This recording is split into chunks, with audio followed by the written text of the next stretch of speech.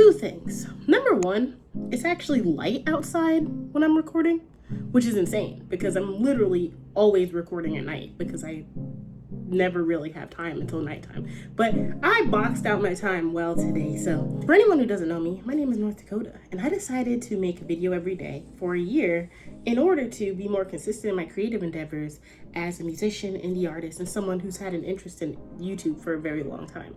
And one thing that held me back a lot was that I was so worried about having the budget, having the equipment, having the stuff to be able to record, the software, being able to screen record, being able to find a good editing software, being able to not spend $30, $40, $50 a month on a software, not spending a lot on a computer, not having to do all that. And you don't have to. I've simply been making a video every day through very little equipment. And this is how I'm going to show you why.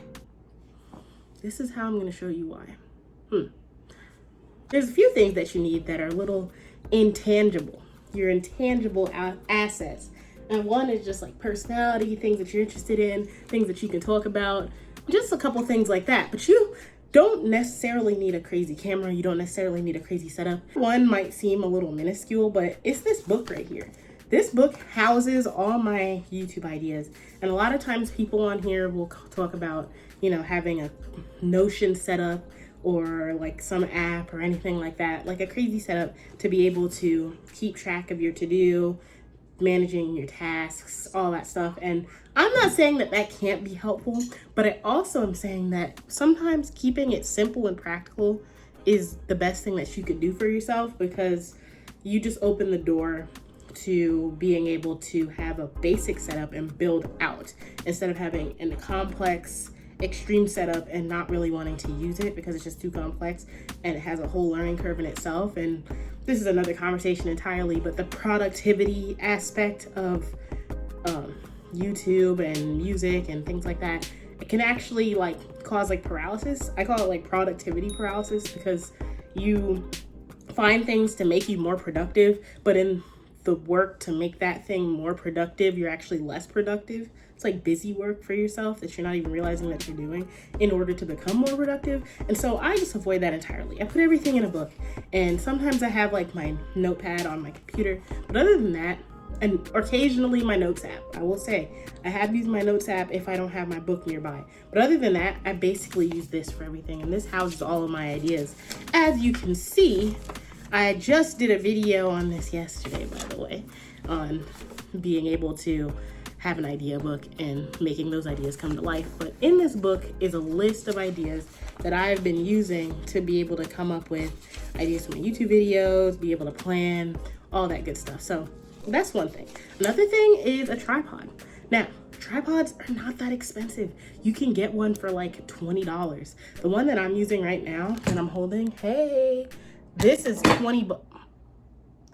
This is 20 bucks and it works very well. It did break, but it was my fault. It wasn't the tripod's fault, I will say.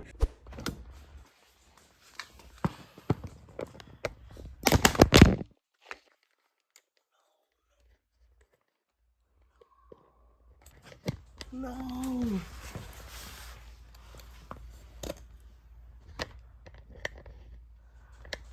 Just a disclaimer, I got it from Best Buy, and I also got this ring light from Best Buy. And so I use these two things to be able to record, because I record at night a lot, and I just need the ring light for that because my lighting's not always this good, especially being during the day. I'm actually pretty happy with it. But typically, natural light, ring light is perfect. Tripod, perfect. Right now, I'm recording on a phone. If you have a phone with a decent camera, it can be used to record. Now, you might think, oh, well, North, how am I supposed to record all these videos? You're recording a video every day. How do you have storage? We'll get to that. But for one thing, you don't need an iPhone 15. I have the iPhone 15, but you don't need one. You could use 12, 13, 14. You could use a good Android phone that has a solid camera, as long as it comes out in 1080p plus. You're looking good. You're looking good. Now, that's all the stuff that I use to record typically. I edit with a program called InShot, and sometimes CapCut. So I've been playing around with both of them, but it's a good place to edit, put in like what you want to put in, and it's all on your phone or your iPad. This might be TMI because I'm editing in the shower, but I forgot to say that it's like $2 a month to have InShot, so forgot about that. I kind of mess with iPad and phone, but I've streamlined it mainly with phone. I haven't used the iPad in a while, but I think it's a good place to also do edits. But I use CapCut, I use InShot, I use it all on my phone, and from there, that's kind of how I put these videos together. And then for storage, I just do iCloud storage. I just pay the little thing, like $2 a month or whatever, to have extra iCloud storage, and I just store there. I was kind of using OneDrive and Dropbox and all those things, but it's just a pain to keep up with, and I always edit through my phone anyway, so it's just better if the videos stay on there. But that's how I use everything, and that's how streamlined I have it. I have the YouTube Studio app on my phone. If it acts up, I will send it to like my computer and just do it like that, and that's pretty much it. And for thumbnails, I edit on my phone, so I'll like edit on my phone, or I'll screenshot, or I'll just leave it, because I kind of like not having like these attention grabbing like cringy thumbnails. But that's all up to preference. I'm not saying it's cringy if you make it attention grabbing, but some of them feel a little cringy. But you know, to each their own, however you want to make it. For me personally, I don't really do that. I like it to have more of just a real feel to it. So that's kind of how I handle everything, and that's it.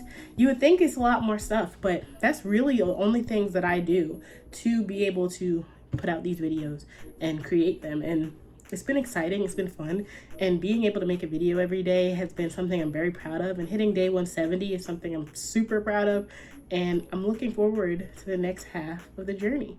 And if you try a challenge like this, let me know, because I want to see all of your creative ideas and see you do it on a budget. You don't have to break the bank. But until then, I'll see you tomorrow.